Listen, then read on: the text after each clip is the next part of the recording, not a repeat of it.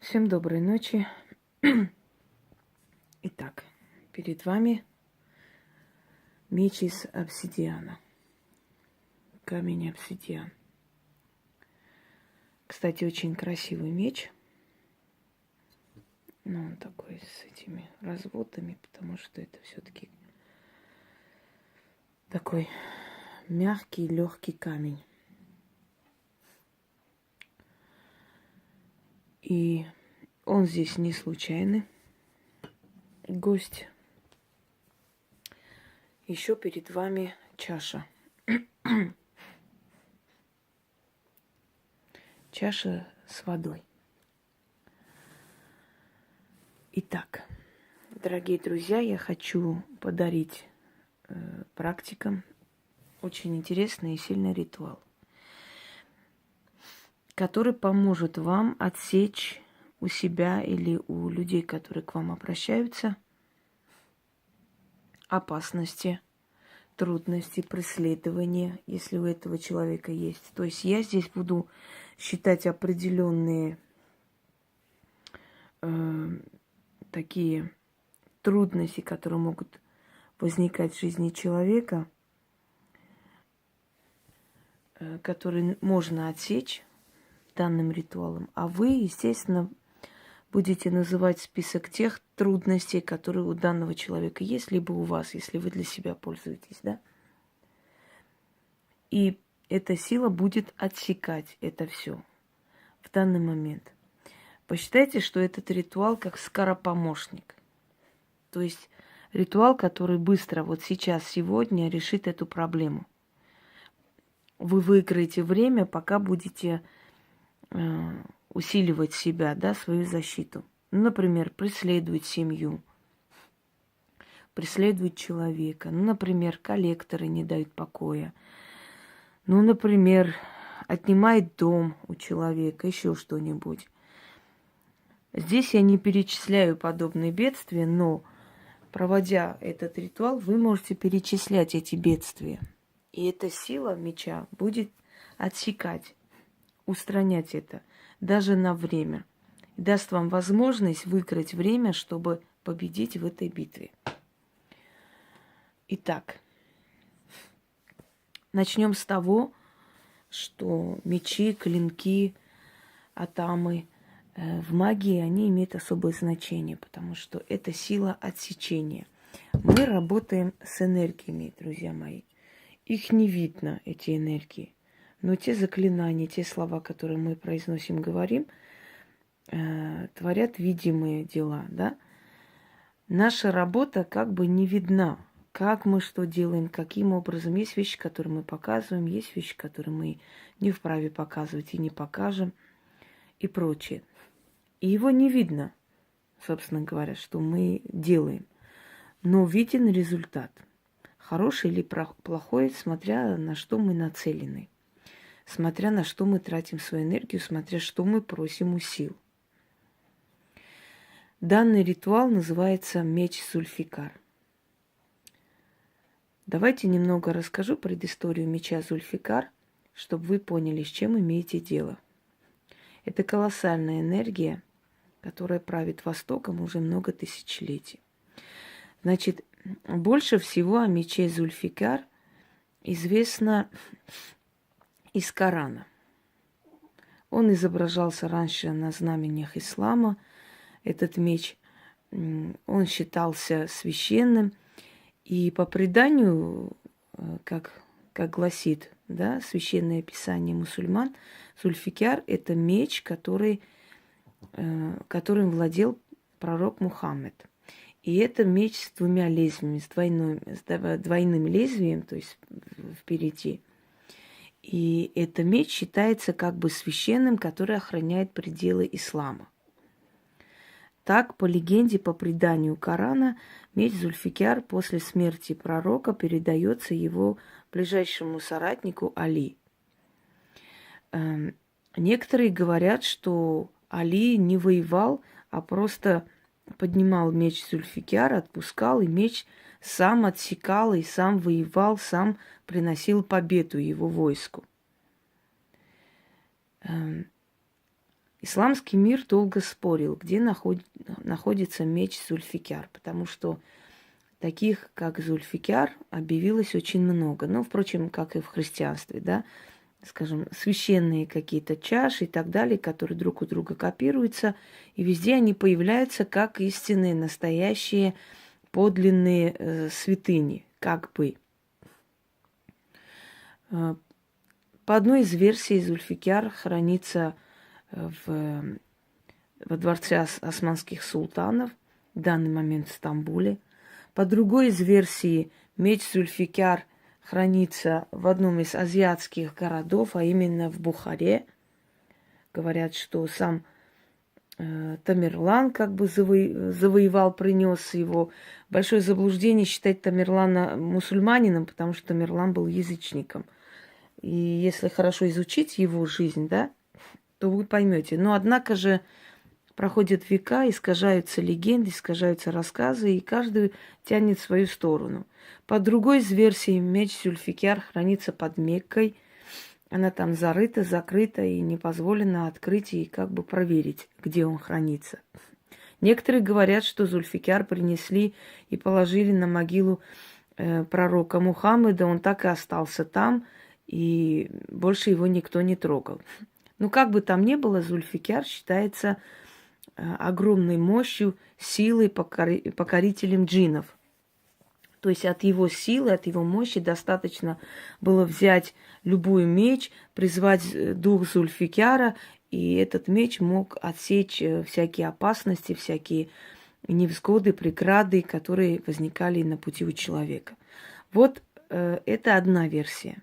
Но существует более древняя версия. Если кто-нибудь читал книгу Фердуси Шахнаме, то есть «Жизнь шахов Ирана», то Зульфикар там фигурирует. И Зульфикар, по версии Шахнаме, был намного раньше, много тысячелетий раньше, до ислама. И вот такой подобный меч священный ковали для военачальников и царей. Но первым кузнецом меча Зульфикар, который, собственно, и создал его, был кузнец Кейкавус, который сковал меч, и потом, значит, раскаленный металл опустил в священный источник Зухра, и после этого он обрел определенную чудотворную силу. И с тех пор многие стали, значит, ему подражать, и кузнецы стали друг у друга перенимать вот это умение при ковке меча Зульфикар. Они шли после к священному источнику Зухра, что в принципе означает, ну, если по-гречески перевести, Венера, да, источник, который активизировался при планете Венера. Почему Венера именно так назвали этот источник, ну, история умалчивает. Может быть, потому что когда Венера подходила ближе к Земле, этот источник становился чудотворным, как-то исцелял людей. Может быть, это одна из версий. И вот Зульфикар, оказывается, был еще намного-намного раньше, до исламского периода. И назывался он именно так, Зульфикар, что в переводе означает «непобедимый меч». И вот, согласно законам магии, любая сущность, любой священный предмет, да, любое слово, которое тысячелетиями наполняется силой, энергией людей, преданием, рассказом и так далее. Я вам говорила, что предания и рассказы – это дань памяти, это определенная энергия, которая берет на себя как поле для своего существования определенная сущность. Если меч Зульфикар уже много тысячелетий славится как непобедимый клинок, значит, он обрел определенную силу. Значит, этим мечом можно отсечь все ненужное из жизни человека. И в данный момент мечом Зульфикар отсечь и помочь ему, помочь избежать испытаний и неизбежности, да, опасности. Так вот этот ритуал помогал в такие моменты, которые, ну просто, как бы сказать, уже они были безнадежны, когда человек обращался, и было очень поздно, и время было упущено. И вот этот ритуал с мечом Зульфикар очень помогал. Дорогие друзья, те, которые практикуют, обычному человеку это делать нельзя. Это должны для обычного человека провести практики. Это раз. Для практика. Значит, если человек сам пришел к вам, вы его просите становиться посреди комнаты, ходите вокруг него и как бы отсекаете, предположим, это человек, да, вы отсекаете от него, вот вокруг него ходите. Сначала он смотрит на восток, вы вокруг ходите, говорите этот заговор, потом он поворачивается на запад, вы опять ходите таким образом, такими движениями, отсекайте от него. Это не видно, но это невидимые нити, невидимые энергии, которые действительно отсекаются и выпадают от человека. Потом на юг, потом на, восток. 4 раза вы читаете вот это. После вот этой водой, то есть вы читаете, окуная воду. То есть один раз прочли, окунули воду, которая у вас должен быть на алтаре. Второй раз прочли, окунаете воду, меч, вот таким образом. 4 раза. После того, как вы это прочитали, меч положите на алтарь. Попросите этой водой человека умыть руки, лицо и руки. Постарайтесь, чтобы вся вода была использована, значит, налейте столько воды, сколько достаточно. Если вы проводите для себя, вы становитесь посреди комнаты точно так же, такими движениями вокруг себя, вы как бы отсекаете от себя эти энергии. Поворачиваясь на восток, запад, север, юг, каждый раз читайте по одному разу. После каждого чтения надо окунать в чашу с водой. Вы имитируете, вы воссоздаете те движения, которые имеют тысячелетнюю силу. То есть сковали меч Зульфикар, потом окунали в источник Захра, да? Вы это должны повторить, то есть усилить, потому что силы, которые тысячелетиями правят миром, они узнают определенные слова, определенные действия и приходят на помощь. То есть вы тем самым показываете, что вы одна из них, вы имеете право обращаться к ним и просить, потому что вы знаете, как сковали меч Зульфикар, как окунали в Захру, в этот источник и так далее. Дальше. Захра или Зухра – это одно и то же, чтобы вы знали. Это я не путаюсь, это одно и то же. У персов Захра, у арабов Зухра. Итак, после со спокойной душой отпустите человека, потому что у него обязательно это изменится, вся его ситуация. Если вы работаете по фотографии человека или по вещи, вот, предположим, у вас фотография, да, лежит, вы поворачиваете эту фотографию 4 стороны, то есть вот в 4 сторонах голова человека на фотографии должно поворачиваться. Вы сверху отсекаете то, что сказано, и в конце эту воду просто выливаете. Если вы проводите этот ритуал на расстоянии для человека, то есть вы работаете с его энергией, его фантомом.